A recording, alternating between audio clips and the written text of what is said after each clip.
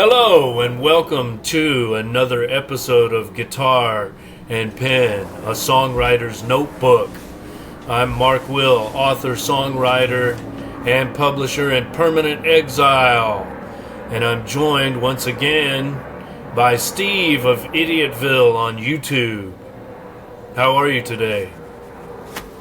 I am generally disgruntled, I would say, but that seems to great. be the perfect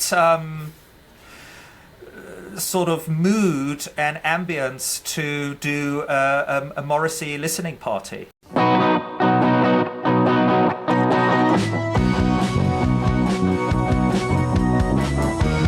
And you just stop me when there's something you want to discuss.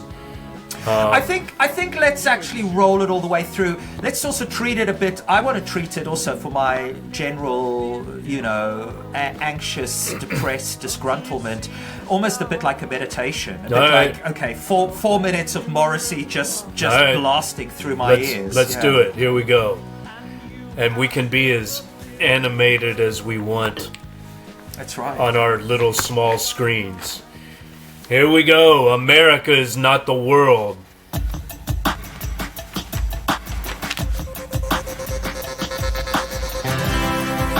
America, your head's too big.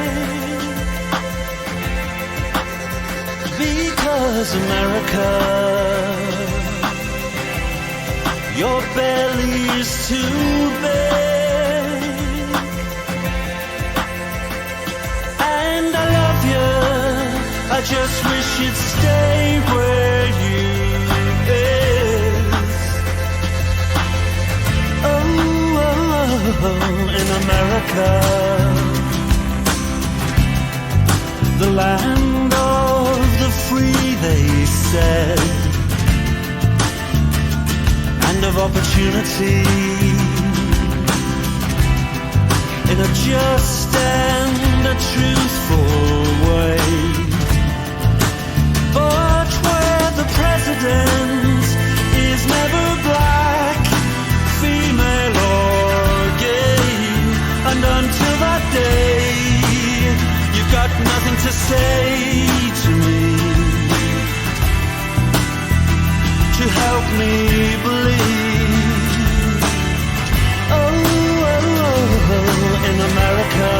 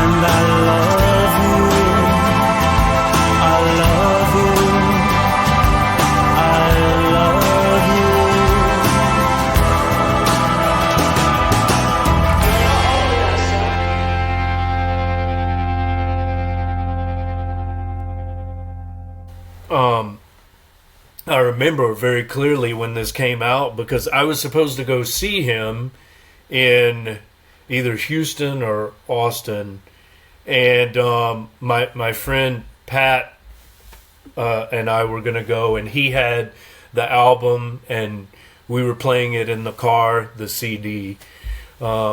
This first track in particular is what I remember, and then he canceled, and so we didn't get to see him.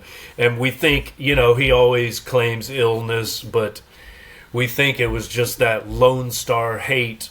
He's like, Texas, fuck that, I'm not going there. This was the Bush era, right? So yeah. I think someone upset him or said something, and he's like, no, I'm not playing Texas. So we didn't get to see him. Yeah, let's remind ourselves, Morrissey is a perpetually disgruntled, waspish, flaky four. That is the term I actually use for all my Enneagram 4 clients. I call them the flaky fours, because we are. Fours are very flaky. They're like, it's like, oh, well, the sun came out, so now I'm ready to record. Oh, now the sun's not here. No, I don't think I could do it today. I speak for myself here. We are the fucking princesses of the human idiot world. I really think so. We're awful. We're just awful. And Morrissey has that in spades. He's just such a freaking drama queen. Oh, for sure. But it's the drama queen that we love, and that also in his art is that what we so enjoy, because basically, like this song, right? He's telling you all the reasons why he hates America, reasons we can all get with, but then he ends the song by going, I love you, I love you, I love you, I love you. Well, there's always that kind of...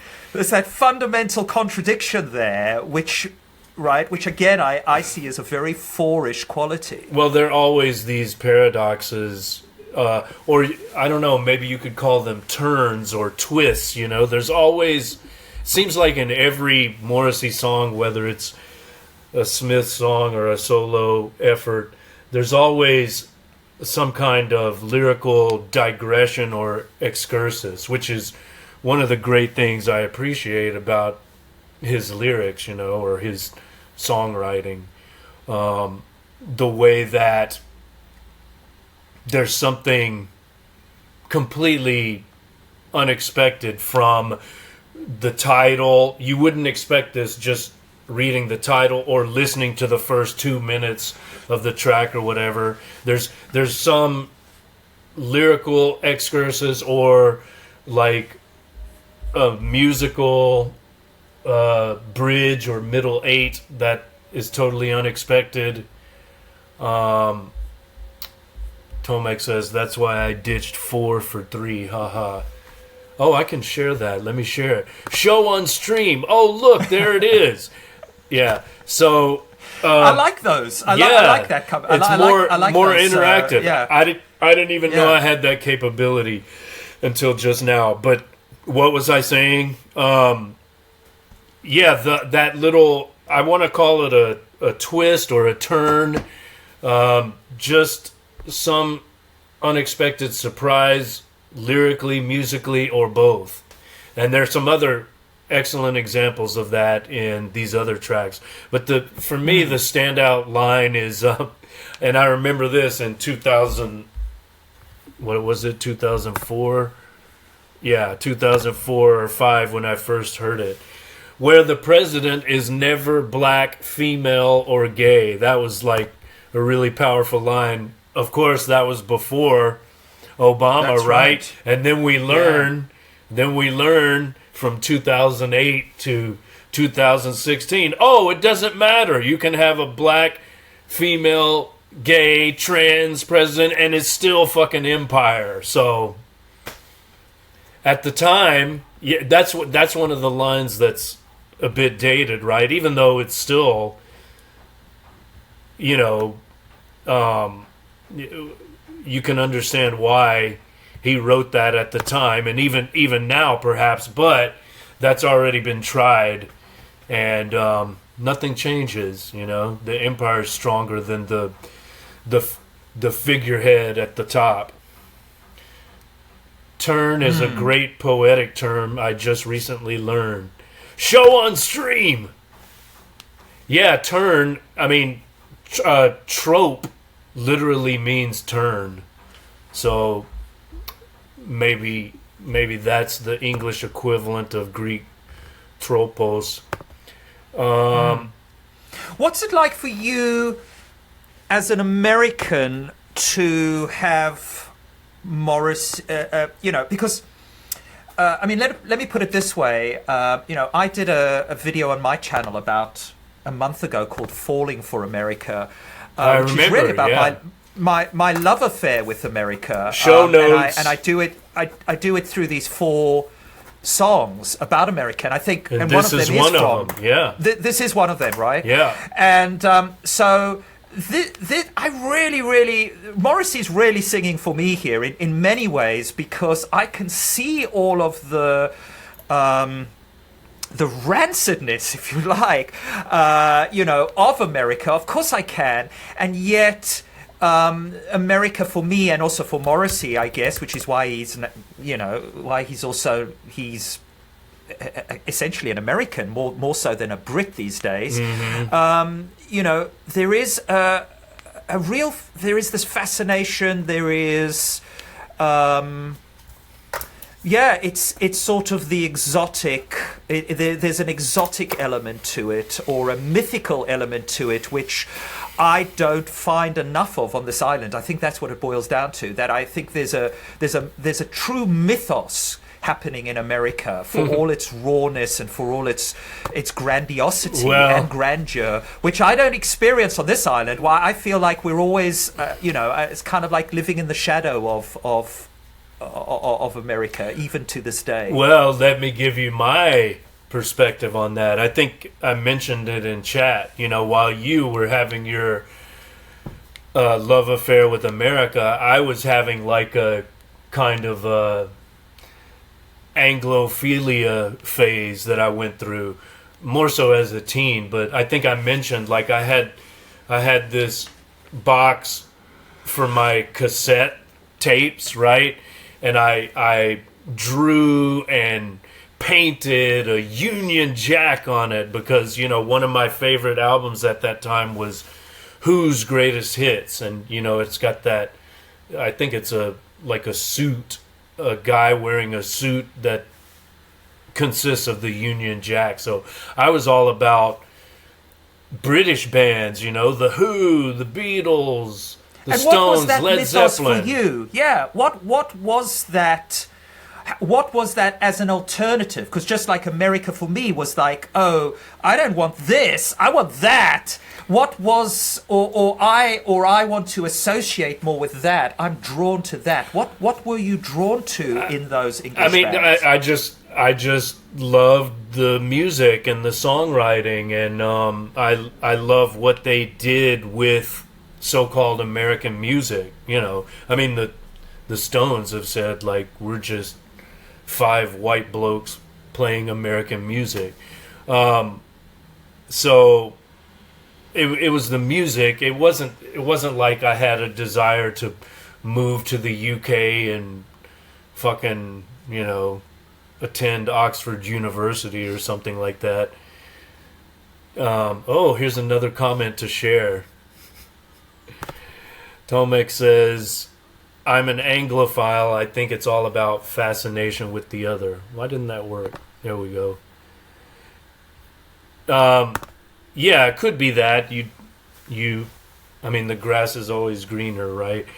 But I didn't, maybe it wasn't as strong as your Americanism. I didn't, feel an overwhelming desire to become a Brit. Like, if we're talking about the British Isles, I'm more interested in, the Celtic prehistory, right? I'm more interested in my Welsh and Scotch-Irish roots, because I do have, and Cornish, I do have people on both sides of the family from there, and so I've only been to the UK once, and that was long ago on the way to Greece, and it was a very short-term visit. So I would like to go back and explore more, and that kind of leads us into track number 2. This is one of his all-time great songs, killer track.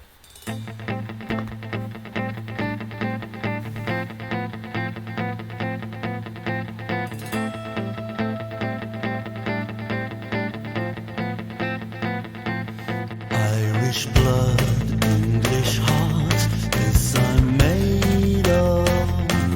There is no one on earth I'm afraid of, and no regime can buy or sell me. I've been dreaming of a time when to be English is not to be painful, to be standing by the flag, not feeling shameful, racist or partial.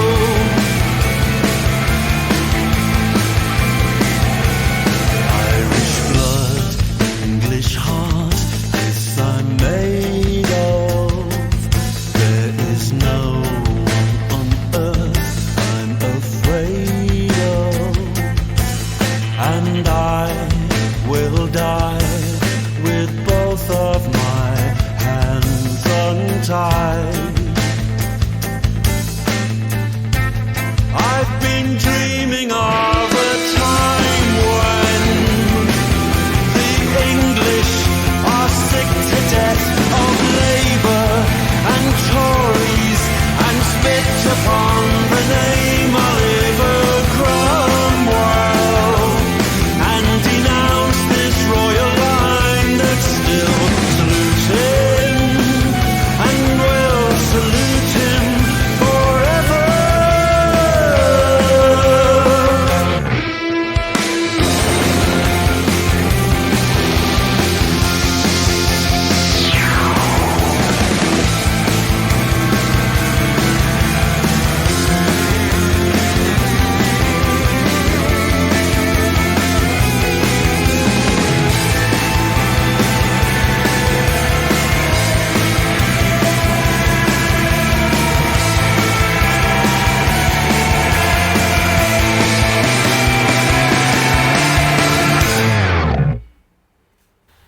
I was going to stop that, but I didn't want to. Well, 2 minutes and 37 seconds. You can't. A song like that has to be heard. I think they all really have to, in a way, be heard all the way through. Just because this is the album where it is kind of all killer, no filler. I mean, this. I think we see here very much. Morrissey's 8, I would say his Enneagram 8 side, the challenger side, I will die with both of my hands untied. And I think it's also that part of him that pisses people off, right? It's people can kind of, he can get away with the fey, four-ish, gladiola in his back pocket, bitchy navel gazing for snowflake 4. He can get away with that, but it's when he steps into his more vocal challenging 8 role,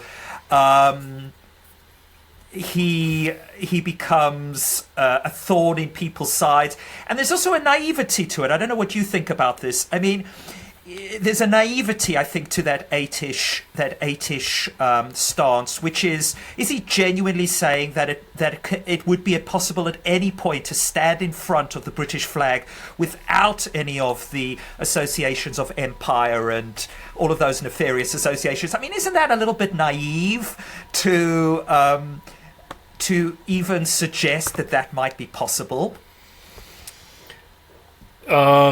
Well, if we consider the title of the track, I'm reminded of Johnny Rotten's self-description, right? He calls himself a an Anglo-Saxon Celt. And what he means, it's basically the same thing. Like, I'm Irish by birth, but I sympathize culturally with England. I mean, Paul McCartney said something similar, right? Like, Great Britain, you are tremendous, and nobody knows like me. But really, what are you doing in the land beyond the sea, right? Give Ireland back to the Irish is the song this comes from. And of course, McCartney also is Irish blood, English heart, right? So you've got all these Celtic, or you know, ethnically Celtic musicians especially. It's like particularly in the field of music that have contributed so much to British culture. And so they all, you know, admire aspects of British culture and have contributed to it and are proud of their contributions, but at the same time they're disgusted by, you know, empire. And when he says he's dreaming of a time, I think he knows that's not realistic, right? And he even says, like, spit on this royal line, denounce this royal line, spit upon the name Oliver Cromwell and denounce this royal line, this still salute him, and will salute him when? Forever. So he knows it's not going to happen. Oliver Cromwell is an interesting choice, right? Because he's a revolutionary. He killed the king, he and his armies, and then, so I don't know why the British monarchy would admire him. Maybe they do, just because he was such a piece of shit authoritarian. Maybe they like that. So to answer the question, I don't think we need to take it too literally or seriously. I think he's just saying, I wish, you know, it were possible to be more proud of my British, if not heritage, citizenship or whatever. What do you make of the line? This, you know, again, this is pure fighting talk, which annoys people, right? There is no one on earth I'm afraid of. I love it. I mean, this is. Of course you do. Yeah. This is why it's one of my favorite songs. Because, first of all, this band. I mean, this band kicks ass. These guys rock. You know, it's like in some ways heavier than the jangly Johnny Marr Smith records, sure, you know? Sure, yeah. So that's why this is all. I mean, I think this track's actually on one of those Guitar Hero video games. It's a, you know, it's heavy. It rocks. It's fucking awesome. And so he's got the lyrical punch to match it, you know? It's like, yeah, as you say, full on 8, and I'm here for it. All right, let's keep it snappy. Let's forgive Jesus now, shall we? Yeah. So what happens is he has his meditation on America, his meditation on the UK, and now he's going to have his meditation on the church, I guess, and Jesus in particular. Another banger. Here we go. I was a good kid. And we've got a video this time. I wouldn't do you no harm.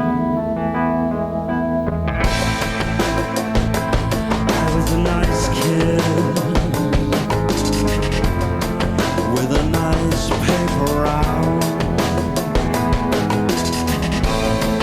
Forgive me for any pain I may have brought to you.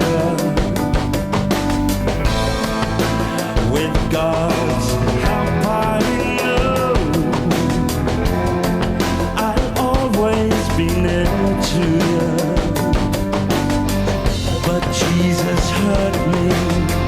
when he deserted me, but I have forgiven Jesus for all the desire he placed in me, and there's nothing I can do with this desire.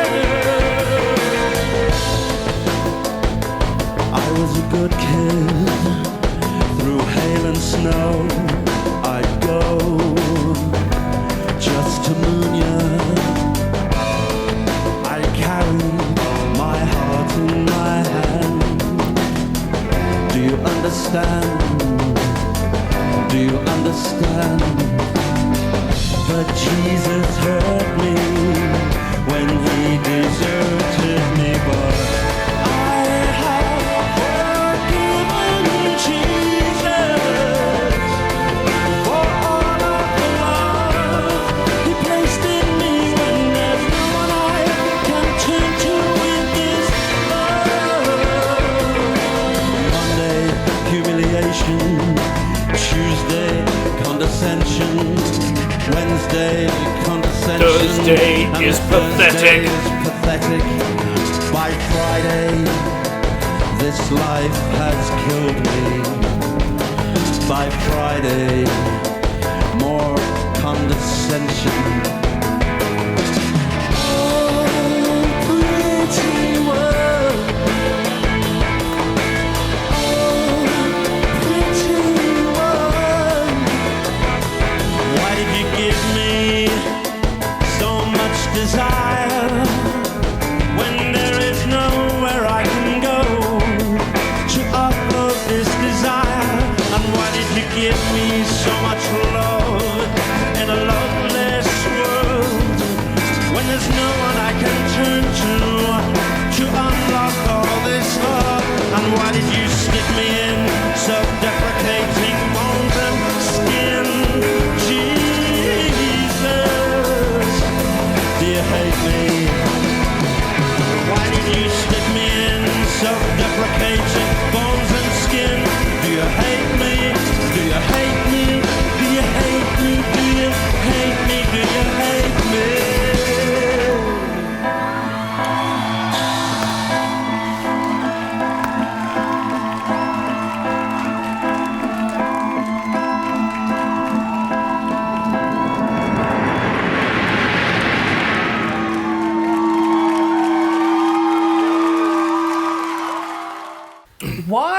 Why has he got it in for Jesus as opposed to God, right? I mean, surely Jesus is also in, particularly Jesus is stuck in self-deprecating bones and skin.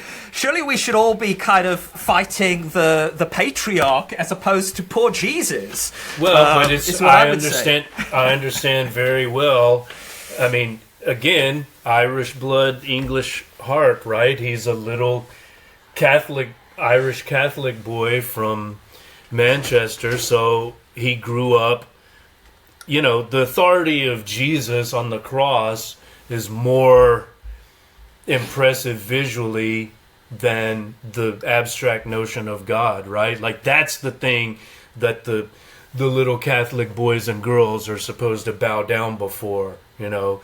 The priest invokes the image of Jesus on the cross, maybe even holding the cross. So it's like a image of authority. And even though my background is Protestant, I understand it very well. Like I get it.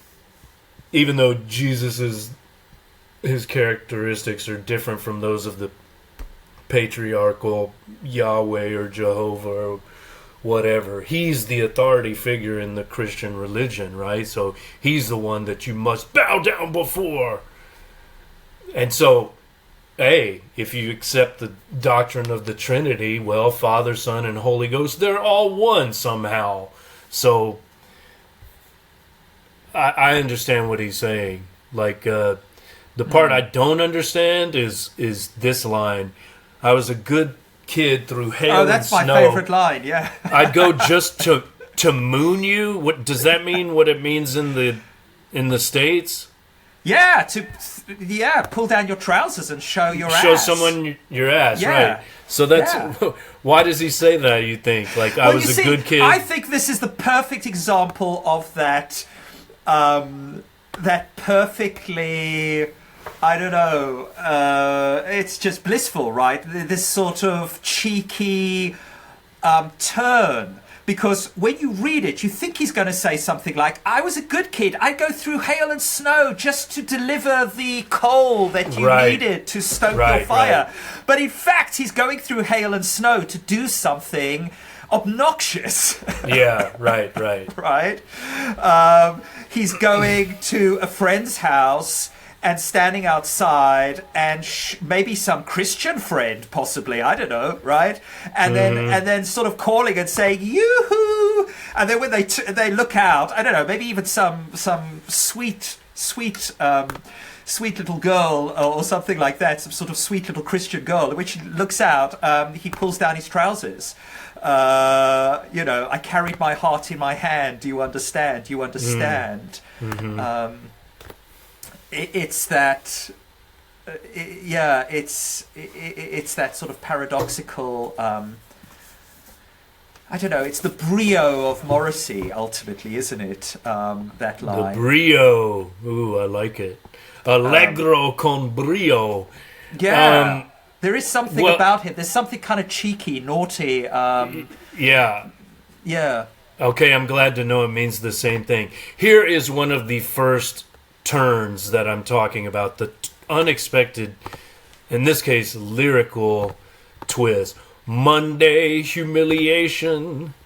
Tuesday, suffocation. Wednesday, condescension. Thursday is pathetic.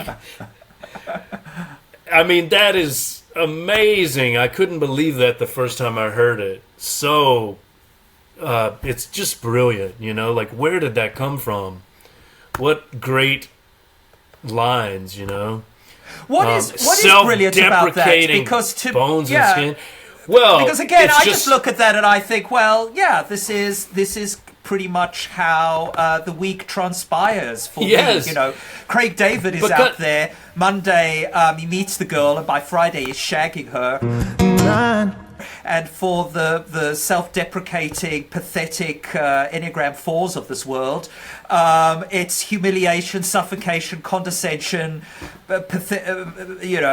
pathos of a sort. And then by Friday, is it any wonder that we're feeling a bit worse for wear, right? Well, I mean, I think it's well known that especially early Smith songs, they were basically just diary entries, right? Like Johnny would play something on the guitar, and then Morrissey would open his diary and try to sing what he had written in there. Let's see if this works, right? This is just like a diary entry from this kid in self-deprecating bones and skin. And what a phrase that is. Why did you stick me in self-deprecating bones and skin? I mean, it's like Noel Gallagher says, Noel Gallagher, another Irish blood, English heart type of guy.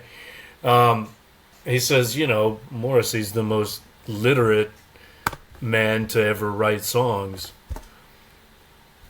Okay, here's a comment from the chat. Love the Craig David reference. I don't get that. What's that? What's the Craig David reference? Oh, don't you know that Craig David 7 Days song? On Sunday, I met this girl on Monday. Took her for a drink on Tuesday. We were making love by Wednesday. And on Thursday and Friday and Saturday, we chilled on Sunday. Basically bragging in his very Enneagram 3-ish way about how he, seduced her, but in a kind of a lovely way as well. But this is the anti Craig David. This is the sort of I'm all alone. Well, we're coming to that. That's the song 4, right? I'm all alone. I'm going to die alone. Everyone hates me, but I hate them even more. Misanthropic Morrissey dirge. And you have never been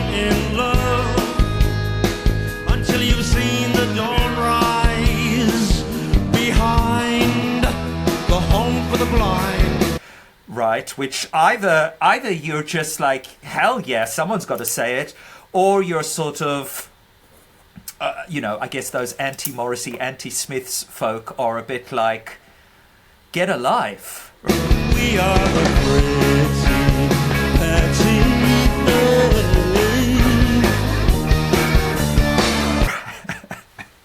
or something. No, I mean, well, I'm not one of those people. I'm like, yeah, this is unique. I mean, who writes pop songs like this? Who says these things in popular song? I'm all for it, What It's about very Tomek's? raw. It's very raw. Yeah. Yeah. Well, again, as you say, that's what we love. Tomek says this has Madonna vibes. Maybe he's talking about like the power of goodbye period. I guess that's maybe what he means. It is a beautiful dirge. That's a great word to describe it. And this is, I think this is one of his very best songs. Now I will say musically there's something about the keyboards on a lot of these tracks. There's like this whirring kind of I don't even know how to describe it. It's like a swelling, whirring kind of effect that's used. I don't always love that, but the guitars sound fucking great. And the bass and the drums, the rhythm section's killer. I mean, these guys... So this is one idea I had, right? Like, the guitar is the pen is mightier than the guitar. Think about that. In other words, you can... Okay, even though there's only one Johnny Marr, he's got a unique sound. Yes, he's a virtuoso, he's a genius, he's fucking awesome. But you can always find some hotshot guitar player to help you achieve your sound and vision, right? Can you replace a Morrissey? Can you replace a lyricist? No, there's only one. Like, you can find another acceptable lyricist for your band, and he can be your, or she can be your front man or front woman or whatever. But what really makes the song, the pen, dare I say, is mightier than the guitar in some cases. Now, that doesn't mean the guitar is irrelevant, because as we'll see, these guys that he found to replace Marr, like all the collaborators he's found, they're also great, in their own ways. So credit where credit is due. But it's kind of like with Bowie, he could always find collaborators who could help him achieve his vision. But without his vision, there's nothing, right? Without the lyrics and the song and the concept and the message, it's just some guitar but it's also noodling. It's the deftness of the lyrics, right? Because there are plenty of people, and there's plenty of teenagers writing those kind of pseudo Morrissey songs in their bedrooms right now. There's something very teenage about Morrissey. I mean, he's like one of those perpetual teenagers, which again I think is very much the Enneagram 4. They remain teenagers forever in a way. But there's also a deafness to it, right? Because he's tormented, but there's it's this sort of fighting spirit. There's this it's the sort of I don't know. I'm reading Karamazov at the moment, Brothers Karamazov. I don't know if that's a book you've read. Of course. Yeah. Yes. Well, I'm sure you have. Yeah. Well, I mean that's canonical. That's like in my DNA. Wow, yeah. But there's something very Dostoevskian, we could say, about Morrissey, right? That it's always at this very, very high pitch, and yet, there's a lot of kind of, it's not just one sort of flavor coming through. It's, there's the pathos, but then there's also the anger and the bitterness, and it's like a whole handful of very, very strong emotions, which are all sort of warring with each other or threaded through each other, and again that's the feeling you often get when you're reading Dostoevsky as well, I would say. Yeah, here's a comment on that. Regrets, I've had a few, but then again, too many to mention.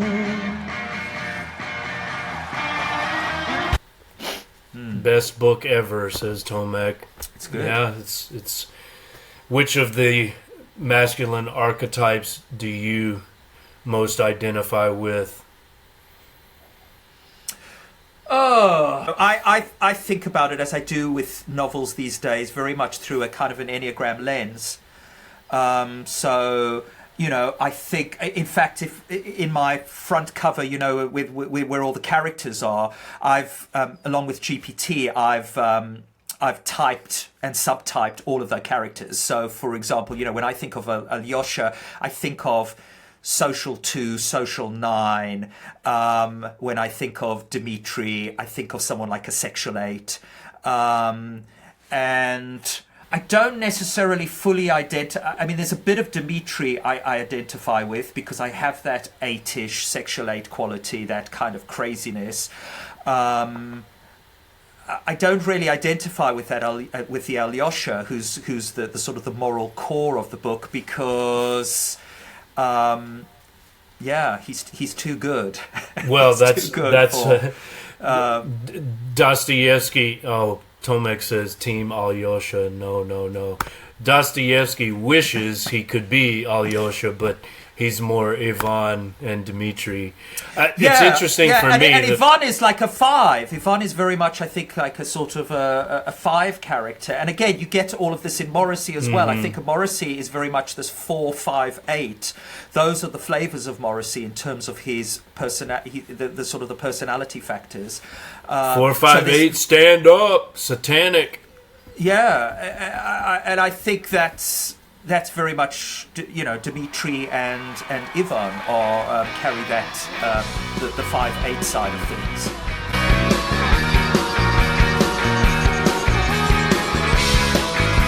Los Angeles, you are too hot. Well, I'll just quickly say, when I first read Karamazov as I guess I was, 17 or 18, and my friend Via and I read this at the same time. My friend and co-author GJ Via.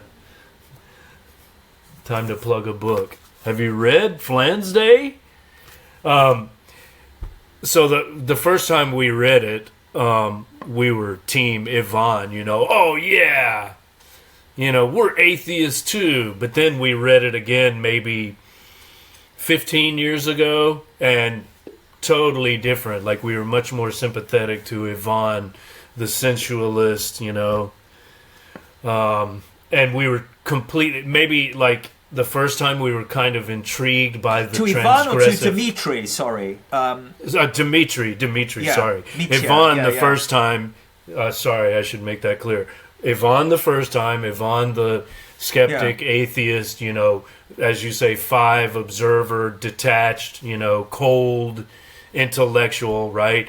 But then 15 years ago, as you know, we were much older, both of us divorced fathers, and you know, having been beaten up by the world in various ways, we identified much more closely with Dmitri, the sensualist, and you know, the man of the flesh, the impulsive one.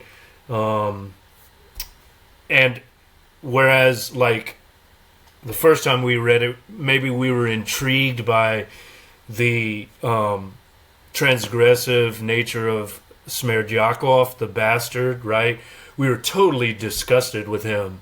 Like, there's this passage where it talks about how he would torture cats, like he would drown cats and practice animal cruelty. We're like, what the fuck? This guy's a total psychopathic piece of shit. We weren't at all intrigued. It wasn't like interesting and edgy. It was despicable, you know? So I don't want to speak for him, but we discussed it, and I think we had similar reactions to the book. All right, enough of the Dostoevsky. Have you read this? I'm holding up Morrissey's autobiography for those who are just listening, not watching.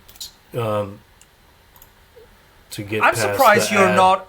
Don't you? Aren't you on a non-ad No, subscription? look. See, it's asking me for a subscription. I'm saying nope. Nah, I'm cheap. All right, here we go. Come back to Camden. Can you hear? Yeah, it's playing.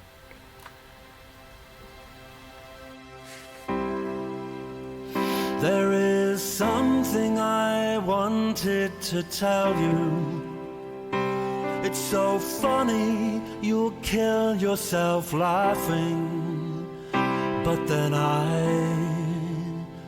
look around and I remember that I am alone, alone, forevermore.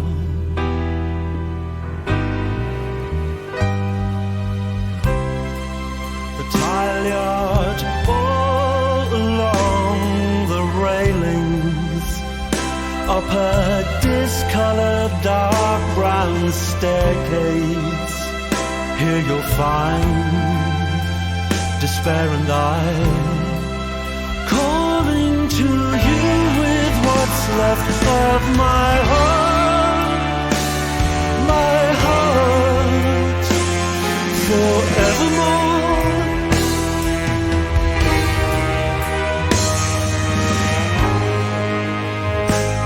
Drinking tea with the taste of the Thames, sullenly on a chair on the pavement.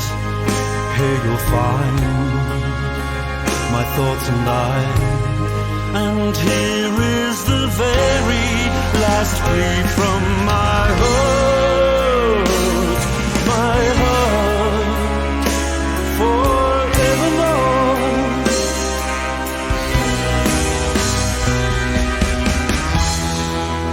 Where taxi drivers never stop talking, under slate grey Victorian sky.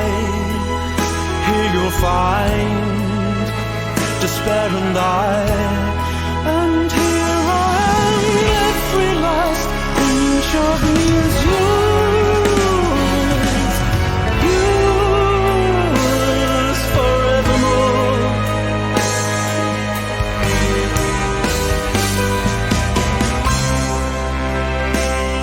Your leg came to rest against mine.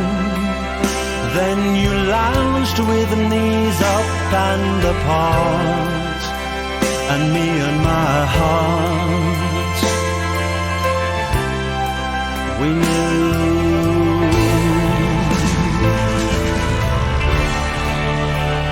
We just knew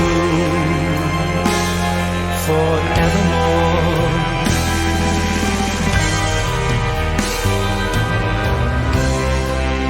Where taxi drivers never stop talking, under slate grey Victorian sky. Here you'll find my heart and and still we say come back to Camden.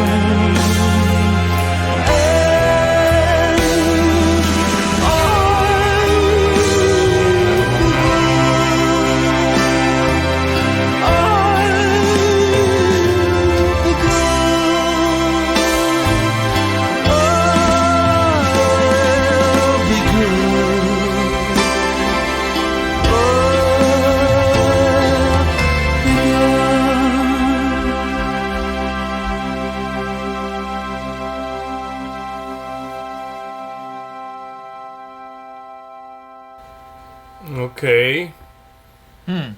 Beautiful ballad. Oh, shut the hell up.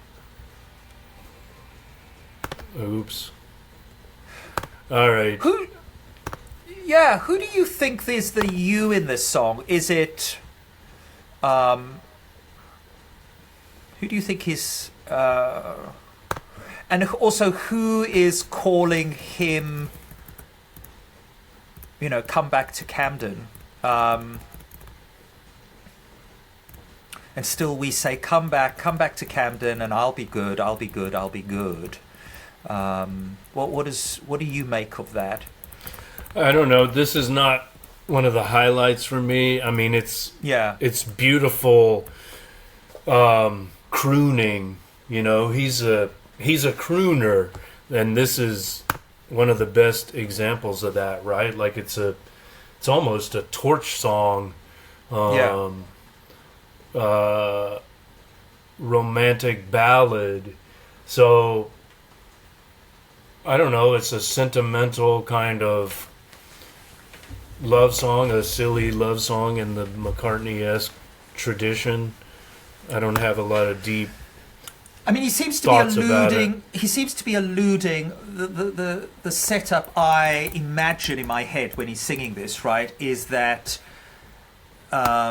he's come back from the States, and there is some kind of love interest who maybe lives in Camden, and they are sitting having this tea.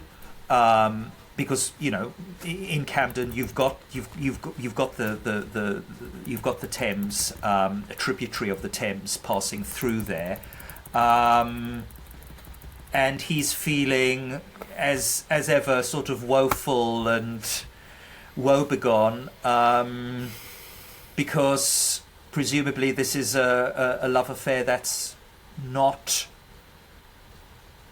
that's one of those sort of impossible love affairs. I don't know, unrequited, something like that. I wonder, this as is you're sort saying of the that, mood of the song, I guess.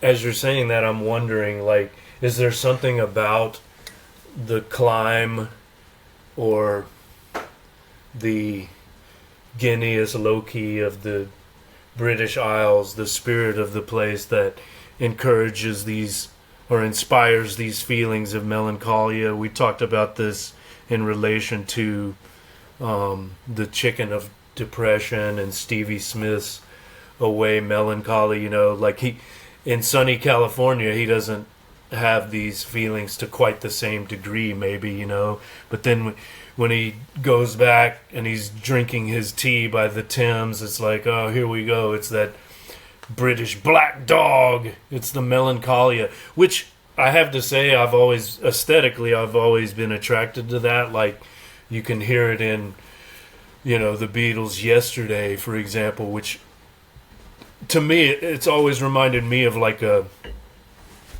Thomas Hardy lyric. There's just that resignation and that worldly melancholy, almost Hamlet-esque. I just finished with the Simon Critchley mysticism book, and he talks about mysticism as the anti-Hamlet impulse, right? But to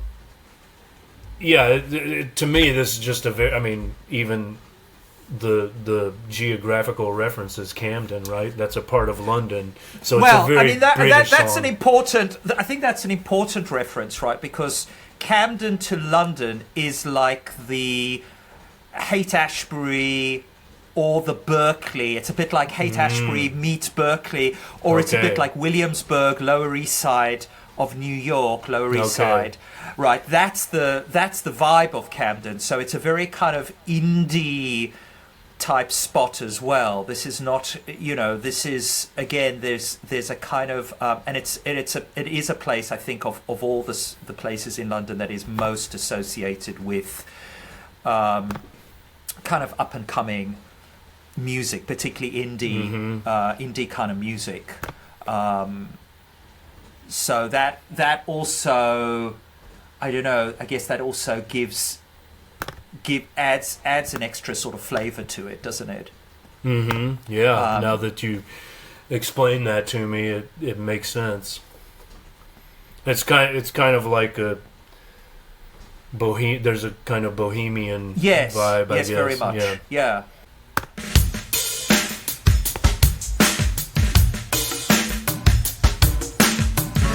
Nice groove.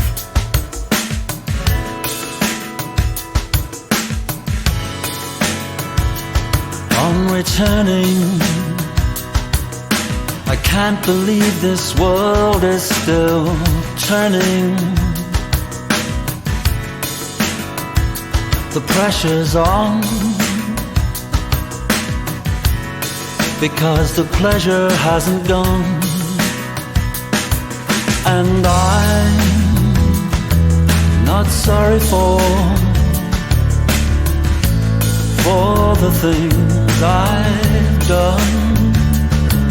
And I'm not looking for just anyone.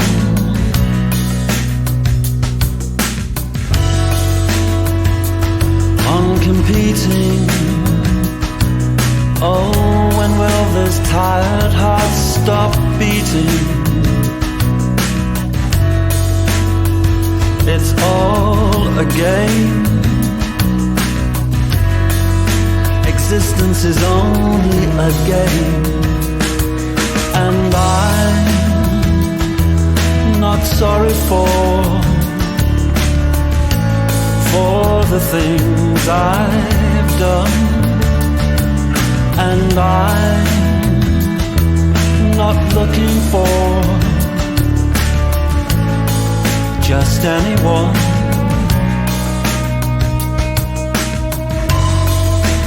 I'm slipping below the waterline. I'm slipping below the waterline. Reach for my hand,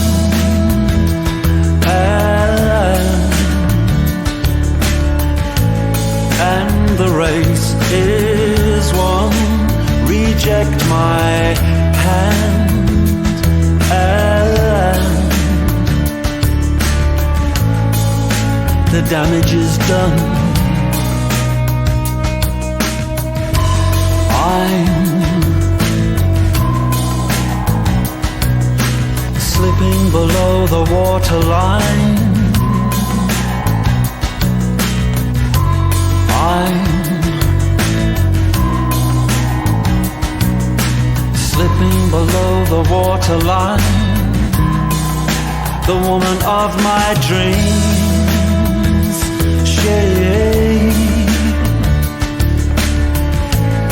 she never came along. The woman of my dreams, well, there never was one. And I'm not sorry for the things I've said. There's a wild man in my head. There's a wild man in my head.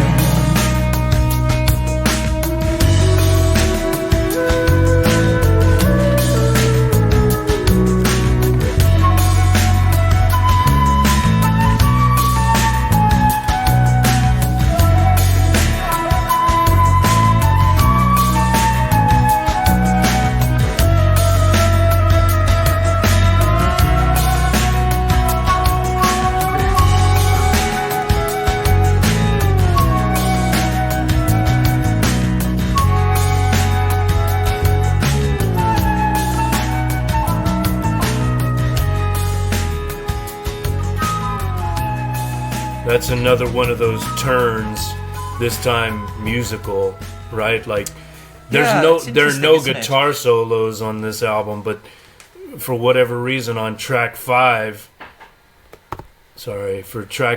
we get a flute solo, which I guess is played with the keyboard, but that is fantastic. That's like the highlight of the song for me, along of course with the line, "There's a wild man in my head." That's pretty solid. Yeah, I mean, that's so interesting because I identify a lot with that line as well, but it was also making me think, well, if for those of us who experience that, what are the metaphysics of that, right?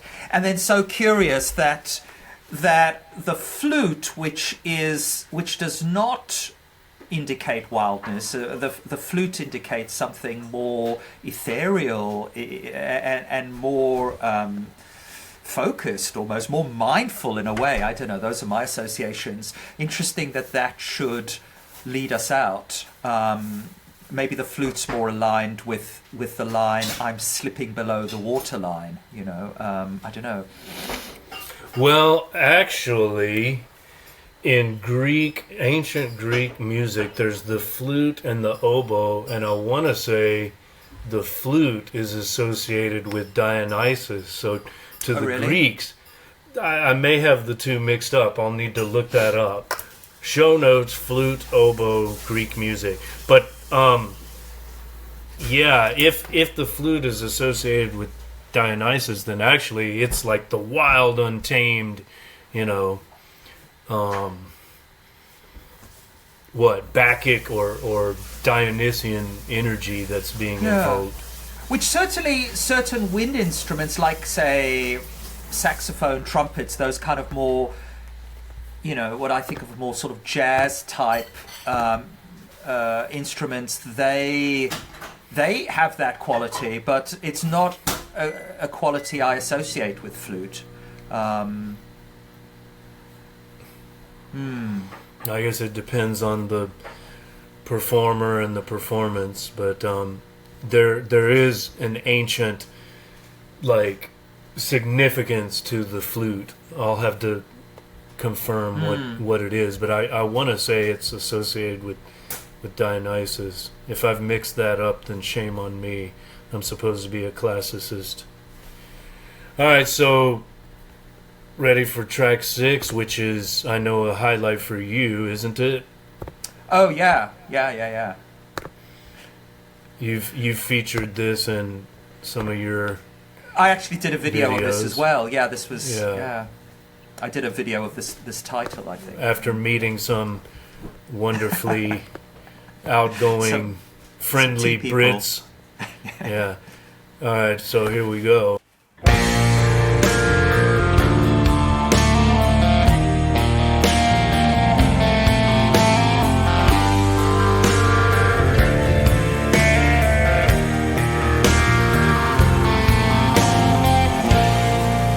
Must be wondering how the boy next door turned out. Have a care, but don't stare, because he's still there, lamenting. Policemen, silly women, taxmen, uniformed whore. They who wish to hurt you work within the law. This world is for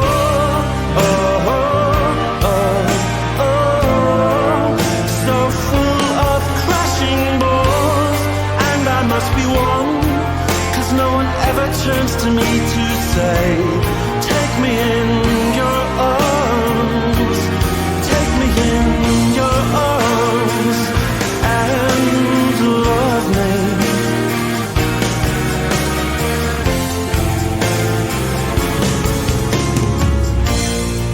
You must be wondering how the boy next door turned out. Have a care and say a prayer, because he's still there, lamenting. Policemen, silly women, taxmen, uniformed whores, educated criminals, work within the law. This world is for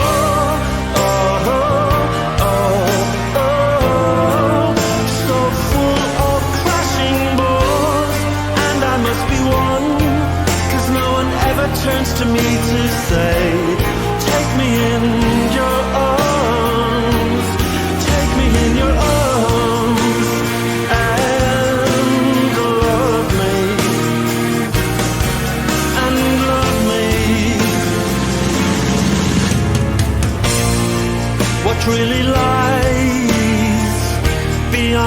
the constraints of my mind.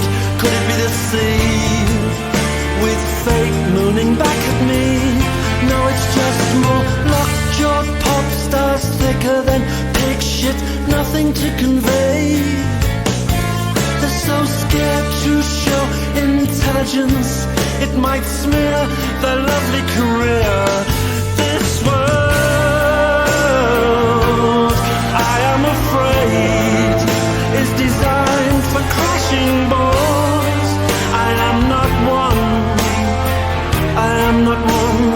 You don't understand, you don't understand. And yet you can take me in your arms and love me, love me, and love me. Take me in your arms and love me, love me, love me. Take me in your arms and love me. Take me in your arms and love me. Would you do what you should do? Oh, oh, oh, oh.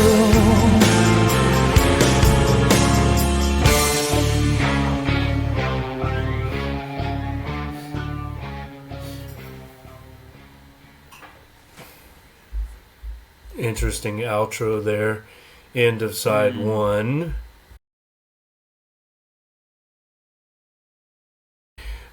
Yeah, another slow, melancholic meditation. Some great lines in here. Lockjawed pop stars, thicker than pig shit, nothing to convey. So scared to show intelligence, it might smear their lovely career. Or cause them to be throttled by the algorithm. That's always a possibility. Uniformed whores, that's a theme that runs through at least two of the songs on here. The next one talks about, you know, people in their uniform. This is so great. Uniformed whores, educated criminals, work within the law. You know, these people that want to hurt you, they're going to find a way to do it legally.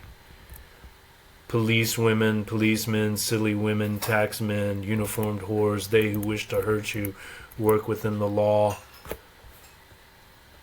Whores and bores, that's a great rhyme. Yeah, it's a very interesting song because I can also see when I listen to the song, you know, I can see also why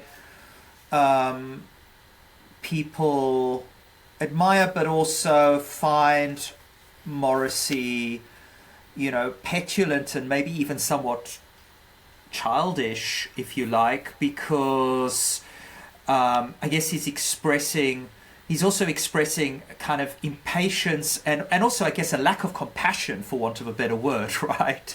For he's misanthropic, you know. Yeah, I mean, I guess that's ultimately what it boils down to. It's a full, it's a sort of full communication of that misanthropy. And he wallows in it. He wallows in it, you know.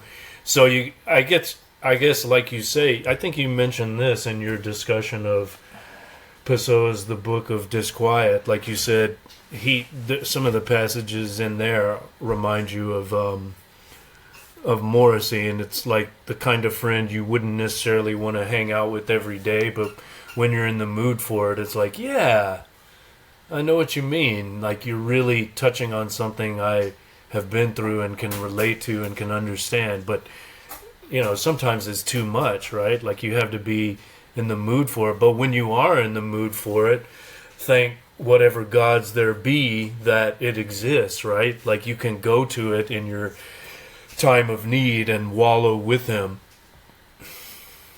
How about that? Yes. Yeah, and I mean, all of these songs have that juxtaposition, right, between the sort of self-pitying, weak, pathetic, sort of abject, I think is maybe the right word I would put for it. You know, there's something, Morrissey's sense of himself is a very abject one, and yet it's combined Right, it's not like he's sort of all, because usually that abject kind of status goes in line with a kind of meek and mild, almost humiliated, sniveling. Oh well, you know, I'm nothing, I'm nobody. No one loves me. But it also comes with a lot of this kind of fight, this and this misanthropic. That's what's beautiful. Well. That balancing of the misanthropy with the self-deprecation in such a humorous, ironic, sarcastic way, you know. But when he, like in the next song, you know, when he goes on the attack, it's sincere and heartfelt, and you really feel it in a powerful way. But it also has its comic side, right? Like if he actually, this person he feels disgust for at a distance, if he actually talked to him or her, he'd probably be pretty friendly and sympathetic, you know. But just seeing this person in, seeing one of these uniformed whores gets his dander up, right? Like, ugh, no. I want to stay away from that. I would never be you, sick as I am. I'm reading ahead here. I'm anticipating the next track. I wonder, should we play that one and wrap it, because it's like almost one here, and I know you got to walk Max. I don't feel like we can do all 12, you know. Let's listen to track 7, and then if we have comments on 8 through 12, we can quickly just mention them, reflections without listening. But this one, oh my goodness, I listened to it for the first time I think yesterday. For some reason I'd not like heard the whole album all the way through, and the first 10 seconds I was just immediately hooked. Like, holy fuck, this rocks, man. This is like, here's an example of how Johnny Marr is replaceable, you know, and it's a unique sound. It's heavier than like the Smiths. This is like my kind of shit. Like these guys, and you look them up, Alan White, Boz Boorer, Jesse Tobias, Gary Day is the bass player. These guys are fucking solid, you know. They're like rockabilly guys. They're rockers, you know. Yeah. And this chord progression is so surprising and amazing. It's wow. I probably listened to this 20 times yesterday. So wow. Here we go with 21. Yeah. Are we sharing yet? Not yet. Here we go. I gotta start this at the beginning because it's fucking killer. Here we go.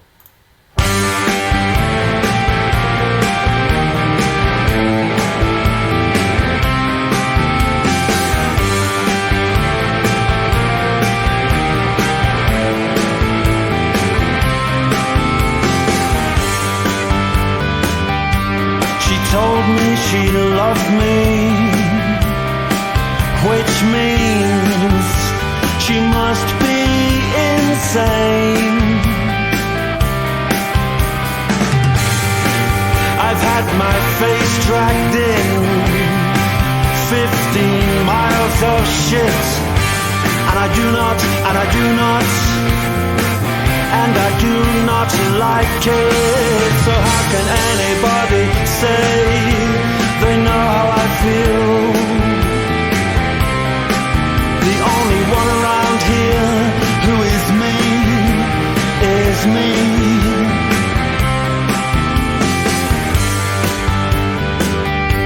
They said they respect me, which means their judgment is crazy. I've had my face dragged in 15 miles of shit, and I do not like it. So how can anybody say they know how I feel when they are they and only I am I?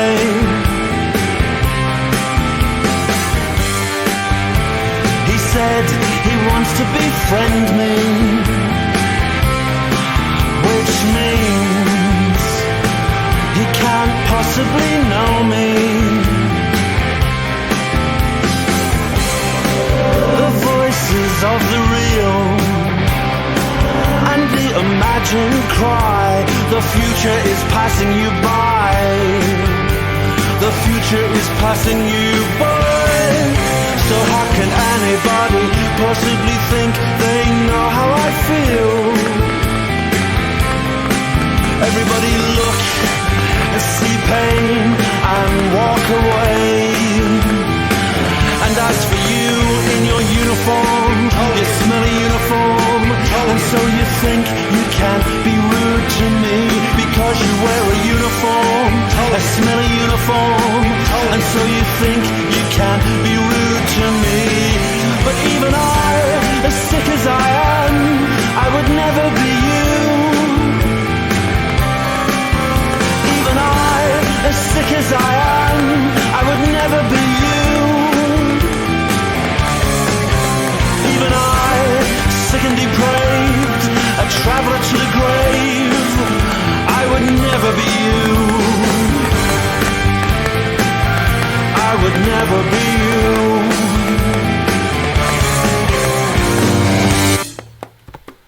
Yeah. Holy fuck. That is just incredible, man. I love that song. You know, it's so funny that this is maybe one of your favorite, and this is one of my least favorite on the album. And Really? my understanding of this, right, is that for me, this is Morrissey at his most 8. And in fact, I said this while I was listening. I said this to GPT, and listen to what GPT said back to me. They said, yes, absolutely. The central 8 theme here is, you will never understand me. Not in a sensitive, longing, for-ish way, but in a sort of dismissive, self-protective snarl. He sets up a challenge. If you claim to understand him, you must be insane, misguided, or simply not him. Also, the reaction against, again, I'm thinking Karamazov, right? I'm thinking Dmitri here, right? The reaction against betrayal, perceived or real, is very classic 8. Love, madness, respect, nonsense, friendship, impossible. The outright disgust at authority, the sneering at the man in the uniform is pure 8, particularly in its degradation of the other. The uniform is not just oppressive, it is smelly, it is rude, it is beneath him. The power structure is inverted. He, despite his own sickness, is still more than them. There's also a shadow of Enneagram 4 withdrawal and disdain. I mean, that's the stuff I go with, right? The withdrawal and the disdain. But, GPT again, it lacks the romanticized suffering of the core 4. It's not the longing of, nobody understands me and that is tragic, right? That's the 4. But more this brute, nobody understands me and that is right. You know? I love that. I love that distinction between, let's say, the 4 and the 8. Nobody understands me and that is tragic. Nobody understands me and that is right.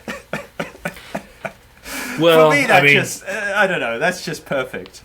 Well, I would say, you know, again, there's that balancing of the misanthropy and the self deprecation. You know, it's like, as sick as I am. What's the twist he puts on it? Oh, this is so great. He says, "Sick and depraved, a traveler to the grave." I would never be you is how he ends. I just think, and that's one of those twists again. I didn't see that coming, you know, like where did that lyrical, you know, tangent, the excursus on the uniformed whore alluded to in the previous song or 2 songs ago or whatever, right? Like, I wasn't expecting that, you know. First, it is kind of self-deprecating, right? Like, if you like me or want to befriend me or you're in love with me, there's something wrong with you. You're insane, you're crazy, or you don't know me, you know. So I certainly wasn't expecting the invective of this attack on the uniformed whore, but I love it, you know. And again, what drives it is the music. Like, I don't know what came first. I don't know about the composition process, but I'm assuming the I think this was an Alan White song. He's like, oh, I got this chord progression, and so again, Morrissey goes to the notebook. Let's try this with it, and can't argue with the results. Beautiful. It's an amazing track. Brilliant piece of songwriting.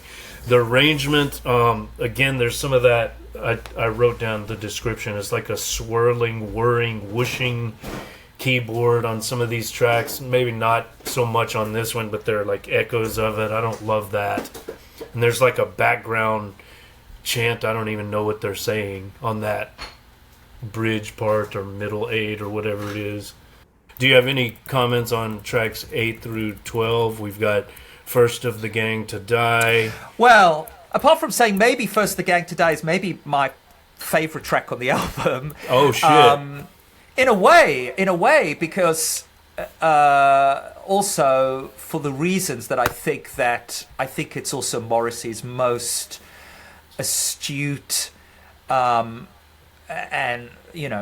and hilarious commentary on Eros, right? You have never been in love until you've seen the stars reflect in the reservoirs, and you have never been in love until you've seen the dawn rise behind the home for the blind.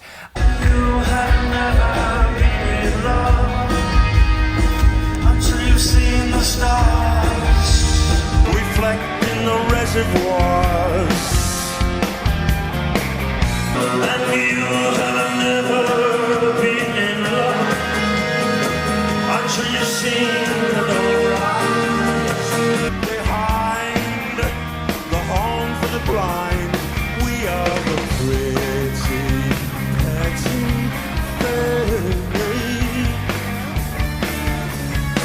We are, I don't know, at each other's throats, or we are blinded in the process of our erotic connection.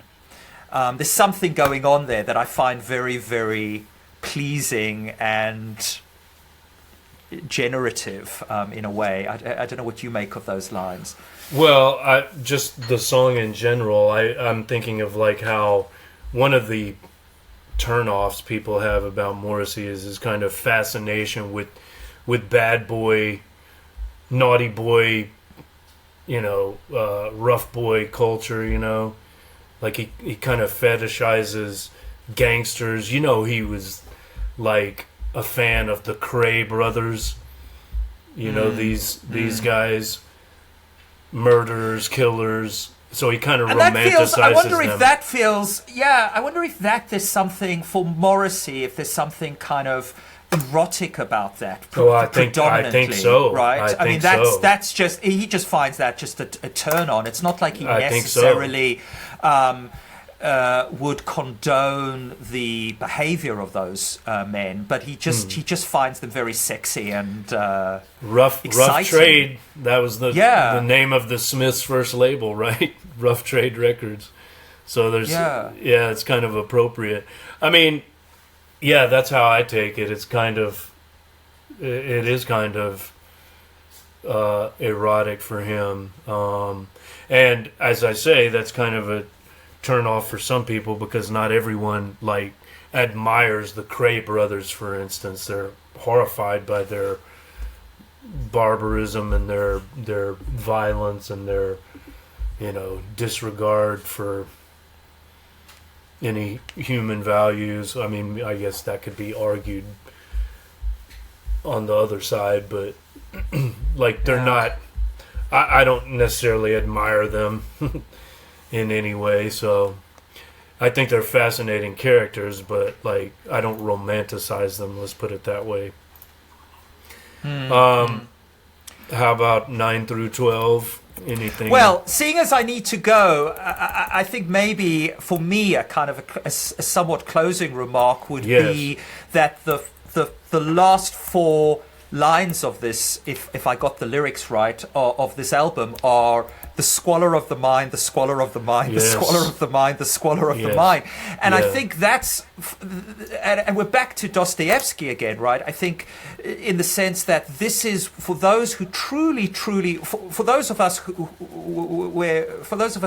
Morrissey is canonical, I think it's because we recognize and appreciate that there's very few people, certainly in pop music, who do the squalor of the mind as well as I mean, you can find that certainly in literature in abundance, but in pop music, that's a very, very special quality that he brings, right? Well, predecessors would maybe include Lou Reed, sure, Iggy Pop, to some extent, Bowie to some extent, but yeah, he's in a class by himself. Like there's no one who does what he does. Again, the pen is mightier than the guitar when it comes to songwriting, at least in his case, because he proved through the success of his solo career that you can find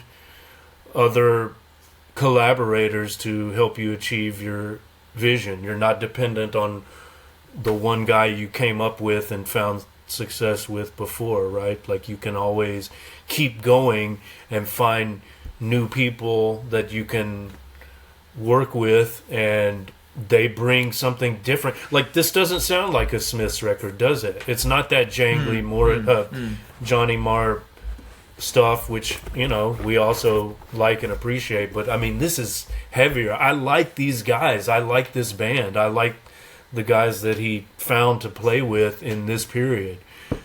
So yeah, as I listen, and I can see that. I mean, having listened to a lot of your music recently, right? I can definitely see this more, kind of rough trade, very more 8-ish version of Morrissey. Our piece that we did, I ended it with Pearls Before Swine, and I feel that's got a very kind of Morrissey feel to it. Mm-hmm. That song, right?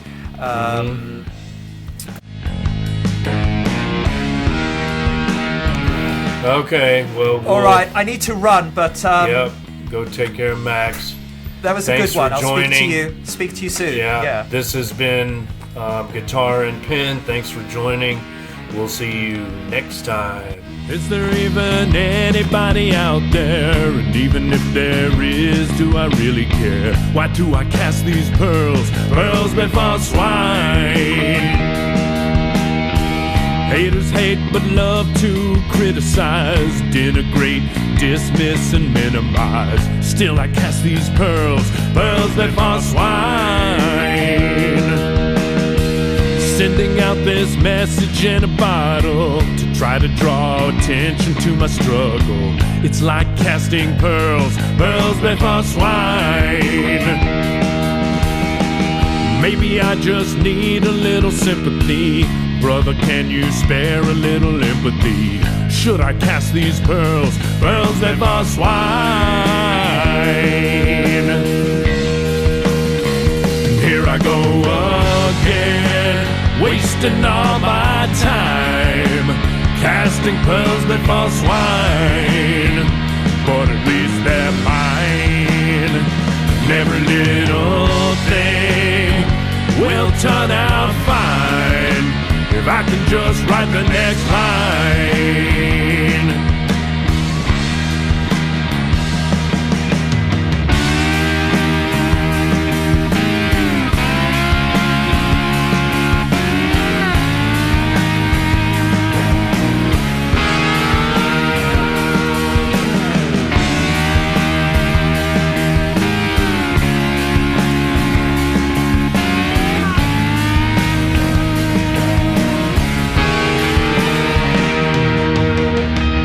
Maybe I just need a little tenderness. Sister, can you spare a little happiness? Help me cast these pearls before swine. I may have lost all my inspiration, but I'm will and representation. That's how I cast these pearls before swine. Every picture must have a painter, every drama must have a director. Keep casting those pearls before swine. It Takes a pig to know what the pigs crave. I'm dumb enough to try my soul to save. Who am I to object to pearls made for swine?